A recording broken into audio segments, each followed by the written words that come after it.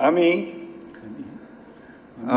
M Rashiduzzaman মিল্লাত সশ্রদ্ধ চিত্তে শপথ বা দৃঢ়ভাবে ঘোষণা করিতেছি যে সশ্রদ্ধ চিত্তে শপথ বা দৃঢ়ভাবে ঘোষণা করিতেছি যে আমি আইন অনুযায়ী সরকারের মন্ত্রী পদের কর্তব্য সরকারের মন্ত্রী পদের কর্তব্য বিশ্বস্ততার সহিত পালন করিব। পালন করিব। আমি বাংলাদেশের প্রতি অকৃত্রিম বিশ্বাস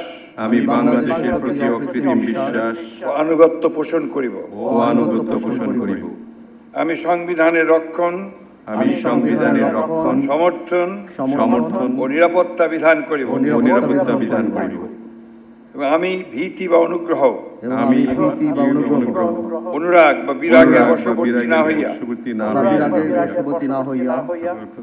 সকলের প্রতি আইন অনুযায়ী যথাবিহিত আচরণ করিব। এবার নবযুক্ত মাননীয় মন্ত্রীগণকে গোপনতা শপথ পাঠ পরিচালনা করার জন্য মহামান্য রাষ্ট্রপতিকে বিনীত অনুরোধ জানাচ্ছি। আমি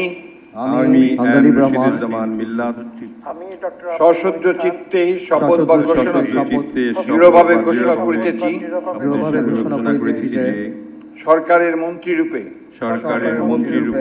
যে সকল বিষয় আমার বিবেচনার জন্য আনিত হইবে বা যে সকল বিষয় আমি অবগত হইব তা মন্ত্রী রূপে যথাযথভাবে আমার কর্তব্য পালনের প্রয়োজন ব্যতীত প্রত্যক্ষ বা পরোক্ষভাবে কোনো ব্যক্তিকে জ্ঞাপন করিব না বা কোনো ব্যক্তির নিকট প্রকাশ করিব না।